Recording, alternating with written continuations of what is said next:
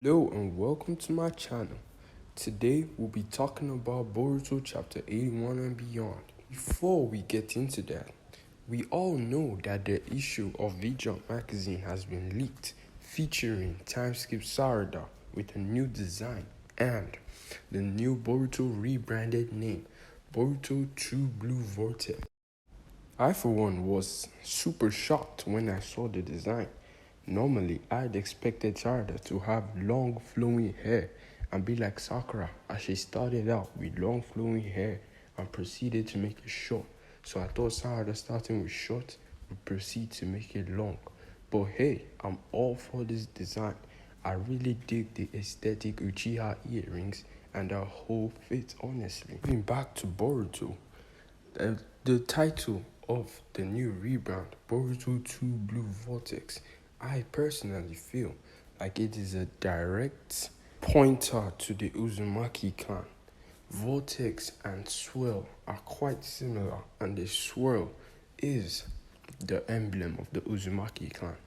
I feel like in the story going forward, the Uzumaki clan as a whole play a major part in the story that is to come. Maybe Boruto or Kawaki or both and Himawari will learn more and more about the Uzumaki clan. And I feel like Himawari will get a buff like the Uzumaki chains, and she'll be the one manifesting the Uzumaki power. My first theory is that Shibai must have related with members of the Uzumaki clan, and his partner really did not like him associating with the humans. I feel like Shibai wanted to pass Shinjutsu on to an inferior race, but his partner, being an Otsutsuki feeling like a superior god, would of course not allow that. So, as a last-ditch attempt, he decided to wipe out the Uzumaki clan, using all of his Shinjutsu power and knowledge. Remember, ninjutsu is a mere imagery of Shinjutsu. Shinjutsu is ninjutsu amped up to the max. Like we can see, Momoshiki stated that he could make plenty giant Rasengans and that he doesn't even care what kind of Rasengan Boruto is throwing at him. And he literally did the white hair raging lion mane or whatever it's called. He did it in the fight against Gaara, just to show you how powerful Shinjutsu is. You don't need to have a Kekkei Genkai to perform any type of ninjutsu as long as you are a Shinjutsu user. Now back to my theory. So, he decided to wipe out the Uzumaki clan with all of his Shinjutsu power and knowledge because he felt like they were growing too powerful, gaining a lot of knowledge. Remember, the Uzumaki clan are the strongest sealing jutsu users. Probably Shibai introduced this to them, and they have the way of sealing an Utsuki. They formulated a way of sealing an Utsuki. The other one became afraid. He must have tried to get Shibai on his side, but Shibai would not agree. Shibai, before he transcended, would not agree to destroy a lower species, a lower life form. He detested that. So, what if his partner destroyed the Uzumaki clan? He now used Shinjutsu and made people believe that it was the surrounding villages who destroyed the Uzumaki clan. Because, like, why? Even if someone is an overpowered clan, wouldn't you want that clan on your side instead of just ganging up with other nations that you're not even working with, other nations that you are out war with? You will join their forces just to go and destroy one powerful ally. Wouldn't you want that person on your side rather than destroying them? It just doesn't add up to me personally. And remember, Damon said he felt an intensity from Himawari. What if it was her Uzumaki power deep within him? Remember, Damon has the cells of Shibai. Shibai must notice. Shibai's power must resonate with Uzumaki power because he passed on his knowledge.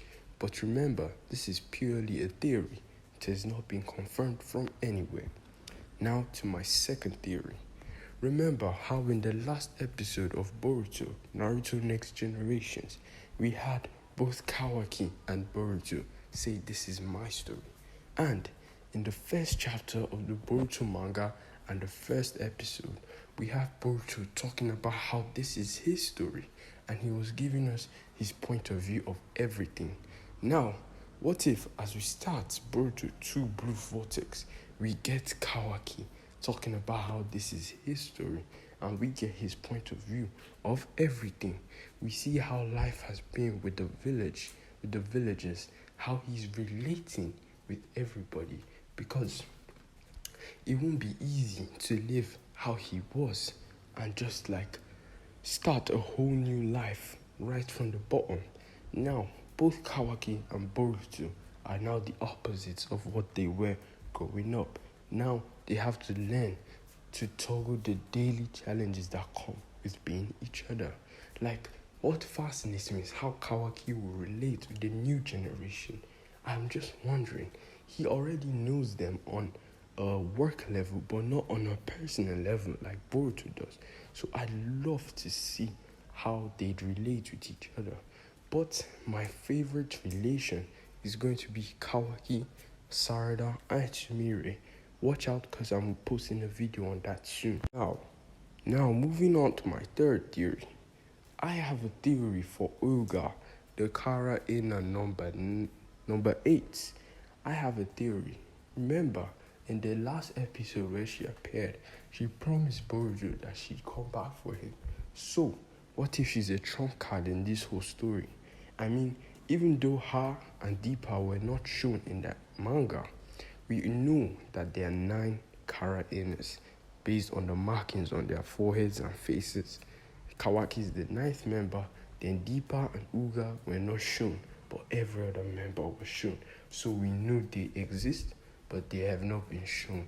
We don't know the real reason, but I feel like it's because Uga is a trump card.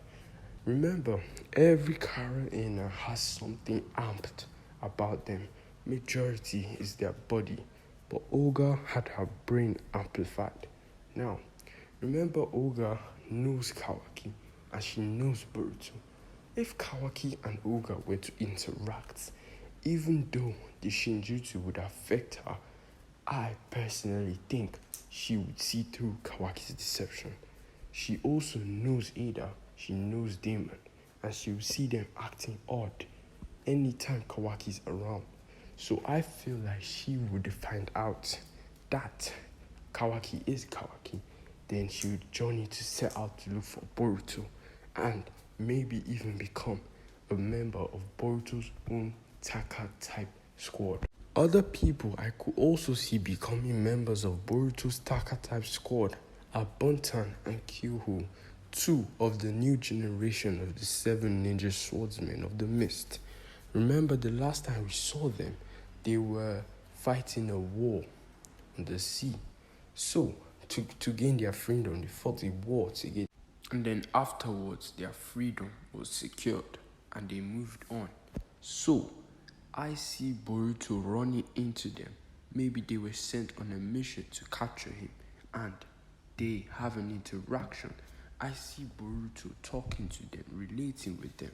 I mean, when they were on the mission, Boruto really inspired them. So I can see Boruto doing it again, even though they will see him as Kawaki. They initially never really had a problem with Kawaki. In fact, they adhered to his methods.